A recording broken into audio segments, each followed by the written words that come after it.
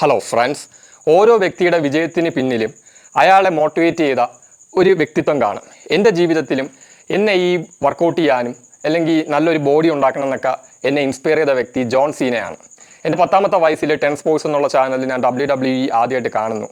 അതിൽ പല ആളുകളെയും കണ്ടു. പക്ഷേ ജോൺ സീന എന്നുള്ള ഒരു വ്യക്തിയുടെ ആദ്യത്തെ ഇൻട്രോ കണ്ടപ്പോൾ തന്നെ ഞാൻ എൻ്റെ മനസ്സിൽ കുറിച്ചിട്ടു, എനിക്ക് ഈ മനുഷ്യനെ പോലെ ആവണം. എന്താണെന്നും എനിക്കറിയത്തില്ല, വർക്കൗട്ടിനെ കുറിച്ച് ഒരു നോളജും ഇല്ല. 10ാമത്തെ വയസ്സിലാണ് ഈ മനുഷ്യനെ പോലെ ഞാൻ ആയിരിക്കും അന്ന് പ്രതിജ്ഞ എടുത്ത്. എൻ്റെ ഊണിലും ഉറക്കത്തിൽ ഞാൻ എപ്പോഴും ജോൺ സീന എന്നാണ് പറഞ്ഞുകൊണ്ട് കിടന്നത്. വലുതാകുമ്പോൾ എനിക്ക് ജോൺ സീനയെ പോലെ ആവണം, ജോൺ സീനയെ നേരിട്ട് കാണണമെന്നൊരു എനിക്ക് ആ കാലത്തൊക്കെ ആഗ്രഹം ഉണ്ടായിരുന്നു. എൻ്റെ കൂടെ സ്കൂളിൽ പഠിച്ച കുട്ടികൾക്കൊക്കെ അറിയാം. എപ്പോഴും ഞാൻ ജോൺ സീനയെ കുറിച്ച് പറഞ്ഞുകൊണ്ടേയിരിക്കും. അവരൊക്കെ ഇപ്പോൾ ഈ വീഡിയോ കാണണമെങ്കിൽ അവർക്കൊക്കെ നന്നായിട്ട് അറിയാം. അപ്പോൾ എനിക്കൊന്ന്, അതായത് ഇപ്പോൾ ലോകത്തെ ഏതൊരു വ്യക്തി എടുത്താലും ആ വ്യക്തിയെ കുട്ടിക്കാലത്ത് ഇൻസ്പയർ ചെയ്ത ഒരു വ്യക്തി തീർച്ചയായിട്ടും ഉണ്ടായിരിക്കും. അപ്പോൾ എന്നെ ഇൻസ്പയർ ചെയ്ത വ്യക്തി ജോൺ സീനയാണ്.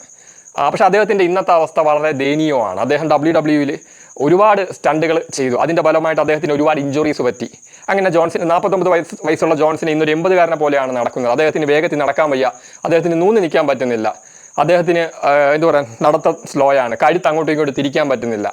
എന്തു പറയാൻ, യഥാർത്ഥത്തിൽ ജോൺ സീന വീൽ ചെയറിലാവാത്തത് ഭാഗ്യം എന്ന് വേണം പറയാൻ. ഭാഗ്യമല്ല, വീൽ ചെയർ കുറച്ച് കാലവും കൂടെ റിസൈൻ ചെയ്യാതെ WWE ജോൺ സീന തുടർന്നെങ്കിൽ തീർച്ചയായിട്ടും അദ്ദേഹം റോണി കോൾമനെയൊക്കെ പോലെ വീൽ ചെയറിലായാണ്. അപ്പോൾ എൻ്റെ ഒരു ഫിലോസഫി, അത് ജോൺ സീനയുടെ ലൈഫ് അങ്ങനെയാണ്. എൻ്റെ ഒരു ഫിലോസഫി, ഹെൽത്തിൻ്റെ കാര്യത്തിൽ ഞാൻ സെൽഫിഷാണ്. നമ്മൾ ജീവിച്ചിരിക്കുന്നിടത്തോളം കാലം ഈ ലോകത്തിലെ ഏറ്റവും വലിയ സമ്പത്തായിട്ട് ഞാൻ കാണുന്നത് ആരോഗ്യമാണ്.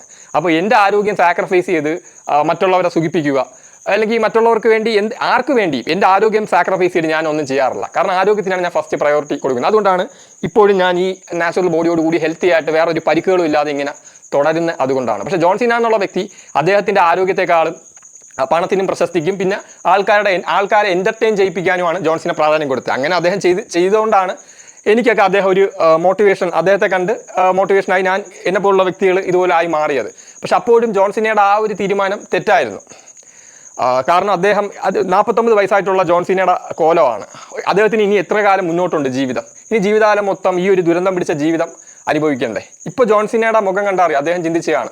കാരണം ആരോഗ്യമാണ് ഏറ്റവും വലിയ സമ്പത്ത്, അത് നഷ്ടപ്പെട്ടല്ലോ. ഇപ്പോൾ യേശുക്രിസ്തുവിൻ്റെ പുതിയ രീതിയിൽ ഞാൻ വേണമെങ്കിൽ പറഞ്ഞുതരാം. അതായത് ഒരു മനുഷ്യൻ സകല ലോകവും നേടിയിട്ടും അവൻ്റെ ആരോഗ്യം നഷ്ടപ്പെട്ടാൽ പിന്നെ എന്ത് പ്രയോജനം? അതാണ് ജോൺ സീനയുടെയൊക്കെ അവസ്ഥ കാണുമ്പോൾ എനിക്ക് പറയാനുള്ളത്. അതുകൊണ്ട് തന്നെ ആ ഒരു മിസ്റ്റേക്ക് എൻ്റെ ജീവിതത്തിൽ ഞാൻ ഒരിക്കലും കാണിക്കത്തില്ല. കാരണം ആരോഗ്യത്തിൻ്റെ കാര്യത്തിൽ ഞാൻ സെൽഫിഷാണ്. ഓരോ വ്യക്തിയും നമ്മൾ സെൽഫിഷ് ആവേണ്ട ഏറ്റവും പ്രധാനപ്പെട്ട കാര്യമാണ് ആരോഗ്യം. അപ്പോൾ ഓക്കെ ഫ്രണ്ട്സ്, സീ യു.